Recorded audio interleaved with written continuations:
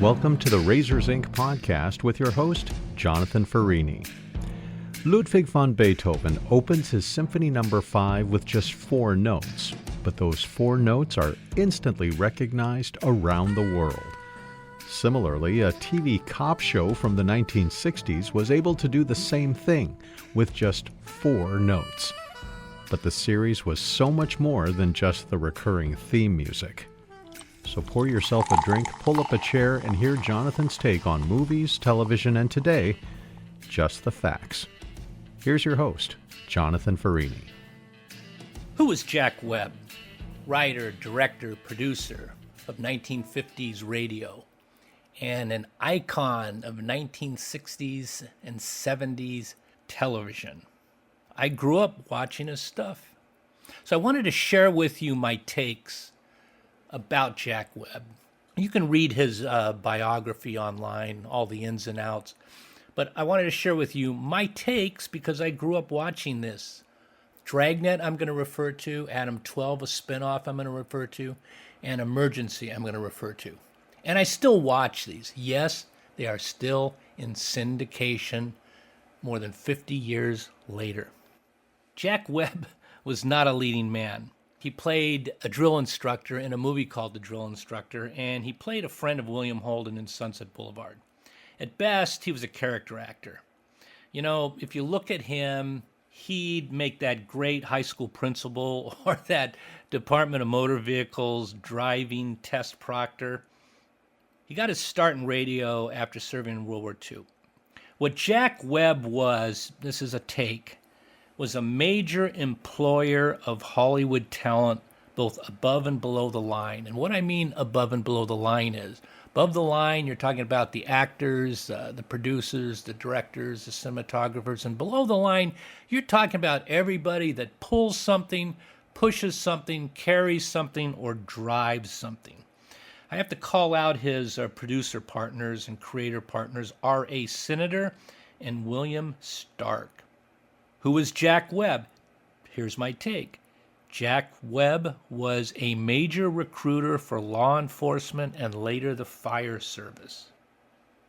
I can't tell you how many police officers and firefighters said they got their start by watching Dragnet, Adam 12, and Emergency.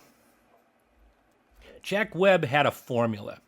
His niche was bring everyday life of cops into your living room.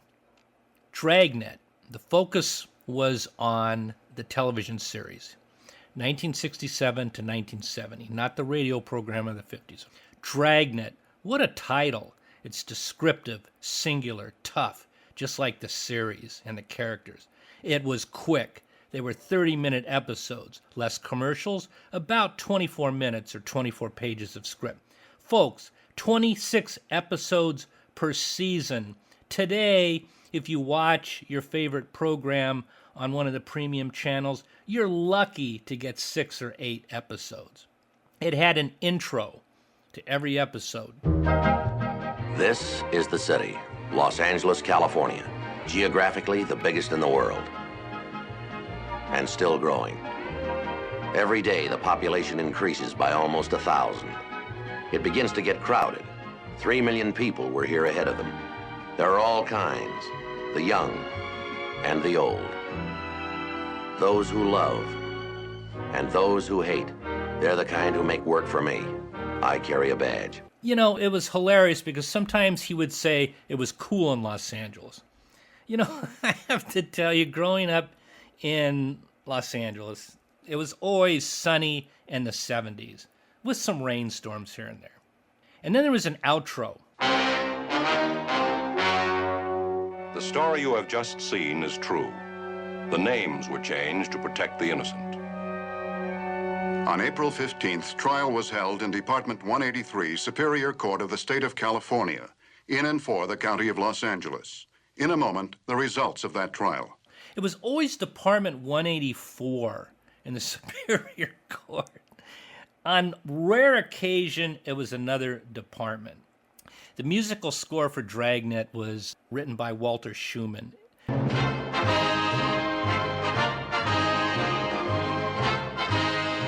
listen to the musical score. It's very triumphant and military parade style. And when the verdict was read, there was this stoic villain actor that was forced to stand silently in front of the camera as the sentence was read. And they were always sent to San Quentin, and the women were always sent to a female prison in Frontera, California. If they were a nut job, they were sent to Camarillo State Hospital, which does not exist anymore. Webb's formula was keep it inexpensive. There were no location shots except a B unit showing the Ford undercover car pulling in and out of the police garage and cruising about Hollywood Boulevard, Sunset Boulevard, Ventura Boulevard. I've got to tell you, back on that Universal lot, the exterior shots and the soundstage shots, I'll tell you, there are better set designs in most high school productions than on Dragnet. The casting, it was very important for Webb to round out his singular focus, determined, really a hard-ass character, Sergeant Friday, with an everyday Joe. And it was a character named Officer Bill Gannon, played by Harry Morgan. And he always had an allergy complaint or was on a new diet, talking about his wife and poking fun at Joe for being a bachelor. Well, let's not stand here in the dark. Kick the lights on. Where do I do that, from the bathroom? Like everybody else, Joe, right here on the wall. And I wish you'd stop complaining. You said you didn't have anything planned. Besides, you need a little R&R. R&R. Rest and recreation. I know what it means. What makes you think I can't find a little R&R around my own apartment? Come on, Joe. This is your partner you're talking to now. I know you. You spend too much time by yourself. Is that so? Yes, sir, that's so. Well, if you know me so well, suppose you tell me what I'm going to brush my teeth with, what I'm going to wear to bed tonight, or what clothes I'm going to wear tomorrow and Sunday. That's another thing you do too much. What's that? You worry. That's all taken care of, Joe. Well, I don't suppose you want to stand there all night holding those groceries, do you? No, I don't. Well, why don't you put them down? Where? Well, where do people put groceries down, Joe? In the kitchen. In the kitchen. Officer Bill Gannon was the comic foil, and he softened their partnership. Dragnet, like Adam 12, and like Emergency, a major theme in these three series is male bonding. Yes. Sergeant Friday and Bill Gannon, Officers Reed and Malloy, and firefighter paramedics John Gage and Roy DeSoto. If those partnerships didn't work, if there wasn't male bonding between the actors and the characters, those series would not work. Tip of the hat to the actors. Tip of the hat to the casting directors. Webb had a clique in Dragnet of regular go-to actors that played out the various roles, and some got their big breaks. Look for a young Mark Harmon. There was a great character actor named William Boyette who played Sergeant McDonald, or Mac, in Adam 12. And he was the stoic, had it all together, go-to guy whenever there was a tactical situation. Just a wonderful actor. In fact, if you go back and you watch the Highway Patrol series of the 1950s, you'll see William Boyette in that as well. I never saw Sergeant Friday with a girlfriend. One episode, she was supposed to join Bill and his wife at Friday's apartment for a barbecue, but she ran late and canceled, so we never met her. You know, these episodes of Dragnet, there's a lot of preaching, like a PSA or a public service announcement. Drugs are bad. Necessity for parental involvement to avoid juvenile delinquency. Have you been smoking marijuana? Marijuana's illegal, I know that. That's right. For now. In a couple of years, things may change when all the kids grow up and start wearing ties and going to the polls. Marijuana's going to be like liquor, packaged and taxed and sold right off the shelf. I doubt it, Mr. Shipley. How old are you, Shipley? 23. Isn't it about time you grew up? Here we go, lecture number 131A. No, I'm not going to give you a lecture. I don't have the time. I'm just going to lay it out for you straight.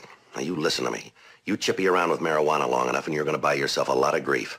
After a while, marijuana won't be enough. You'll start looking for a bigger kick, and then a bigger one after that.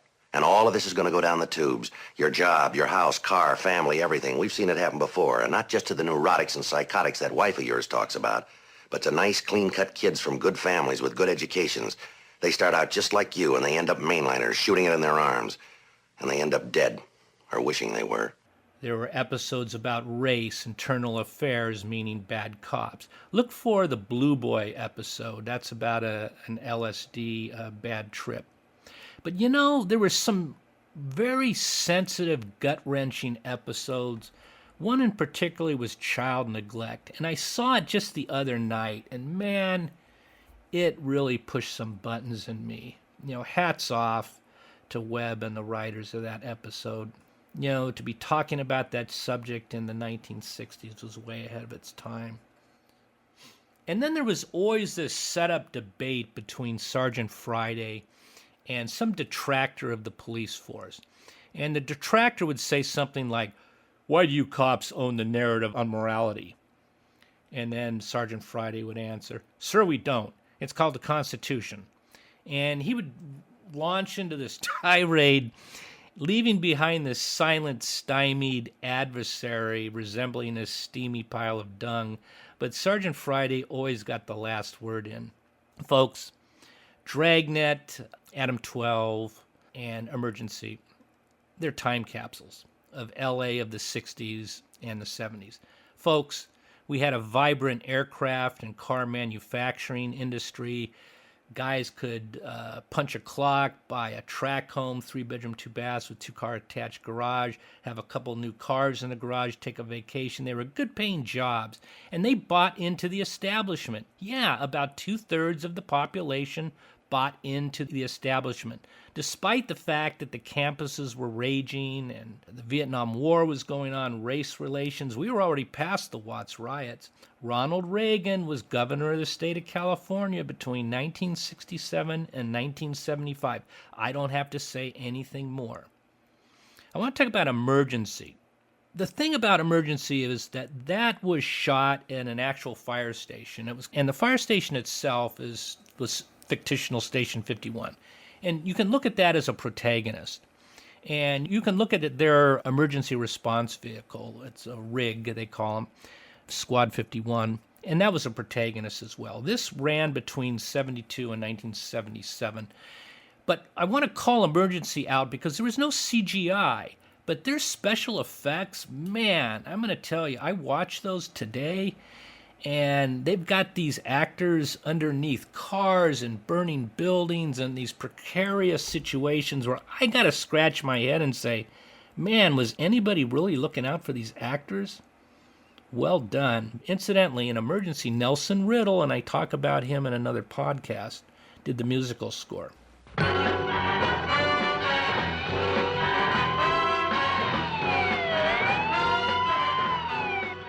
Casting was brilliant in Emergency. Kevin Teague played paramedic Roy DeSoto, and Randolph Mantooth played paramedic John Gage. And there was a great cast rounding out the firehouse. I want you to check out a character in the firehouse named Chet. And then there was the hospital where these guys would end up, and Robert Fuller plays the head doctor named Dr. Brackett. Julie London plays this head nurse named Dixie. She was married to Bobby Troop, who played Doc Joe Early. And there was a young black actor playing a young resident in the ER who's smart as a whip but cool, and he played Dr. Mike Morton. The actor was Ron Pinkard. I believe that hospital was Harbor General. Frank Comstock did the musical score for Emergency. Hey, Bill, you're cooking, huh? Yeah, it was Chet's turn, so I took it for him. Oh, yeah? He phoned me in a recipe. Seems like a real winner. Yeah, well, what is it? Stew. That's stew? What are those? Cherries. Cherries? Yeah, I'd like to work there at Squad 51. I really would. I'd like to work at Rampart Division with Pete Malloy and Mac. I don't think I'd want to work at Parker Center. Parker Center is in downtown Los Angeles, and that was police headquarters for the LAPD. I don't think I'd want to work down there with Sergeant Friday. So in Adam 12, you know, the police car and Rampart Station with both characters. We talked about in Adam 12, the police car had cameras mounted on it, and they would tow it around Los Angeles. Marty Milner was an actor in a host of bit roles in the movies, and his big break was in an early 60s TV program called Route 66. He was one of those actors just showed up, did his work, and then went home. They teamed him with a young, good-looking, and likable young actor named Kent McCord. They blended together like Webb and Harry Morgan did. Which turnoff you gonna take? Century, I guess. That's what I thought. That's the slow way. The slow way? Yeah. What you want to do is take the Latiera off ramp and then go down to Manchester. And it kind of brings you in the back way to the airport. That's longer. Yeah, but it's faster. Who says so? Listen, everybody who works at the airport uses it, Pete. Most people don't know about it. You don't work at the airport. How come you know about it? I read on one of those paperback books that you buy in a supermarket. You know, the ones about Los Angeles. But nobody knows about it? Listen, I told Woods about it yesterday, and he used it, and he said it was great. Yeah, well, Woods thinks everything at the airport is great. Yeah, I'd like to work with those guys. The thing about Adam 12 is that these cops were accessible, and they blended in with the community. They had a sense of empathy. They really did. The Sergeant Friday and Bill Gannon, they were just by-the-book detectives, and there was no room for anything else. Conversely, paramedic DeSoto and John Gage, when they were rescuing people and taking them to the hospital, they were naturally empathetic characters. You see the dichotomy between Dragnet and its spin-offs to Adam 12 and Emergency. With Adam 12 and Emergency, they just became more community-oriented and to the rescue, and there to help people out. And a lot of the episodes were written not in a perpetrator police modality, but in a victim first responder modality. I want to talk about Universal Studios. It was a TV factory. It was headed by a gentleman named Lou Wasserman. Look him up. That's a separate podcast. He was an agent originally for MCA. He handled Ronald Reagan, and they say he had a lot to do with Ronald Reagan being elected. What Lou Wasserman is known for when he was representing talent at MCA was to get the talent incorporated, meaning, let's just say Jack Webb's corporation was called Mark 7. You know that they spray painted this masculine forearm, and it's holding a stamp, and then this anvil comes down and pounds it out, and then you see this Mark 7 Limited. You know, that was Webb's corporation. And Lou Wasserman saw these corporations as, I believe, tax mitigation vehicles. So the actors could run all their income to the corporation and, of course, write off many, many expenses against the corporation and take as little or as much of the net income as necessary for tax purposes. He was a career maker. If you know Universal Studios, maybe you took the tour, maybe you're in the business, they have a black monolithic office building. It's about 10 stories high. And when I got out of film school in the mid-'80s, I had an interview on the top floor. That's the executive suite. And I remember getting out of the elevator, and there was a guard there. And I said, I have an appointment with so-and-so, senior vice president. And it was like having an appointment at the White House. And I knew Lou Wasserman was on that floor, and he was probably in the Oval Office, but I was meeting with the equivalent of the chief of staff. And I remember when I left that meeting and left that black monolithic office building, I couldn't help but feel, man, I was so close, but yet so far. Universal Studios Television has a brand, and that's their credits. It's called Universal Credits, and you can't miss them. It's this bold yellow typeface.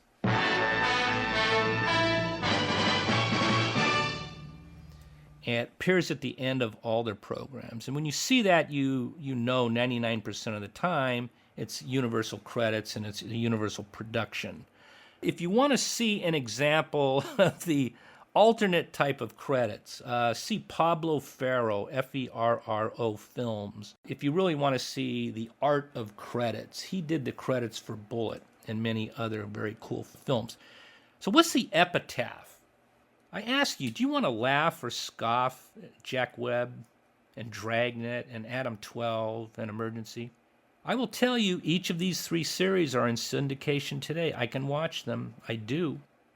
And they are spinning off residual checks to everybody, big and small, and have been for decades. Dragnet ran for 3 years, 67 to 70. 98 episodes. Adam 12 ran for 174 episodes, 1968 to 75. Emergency ran for 122 episodes, 1972 to 77.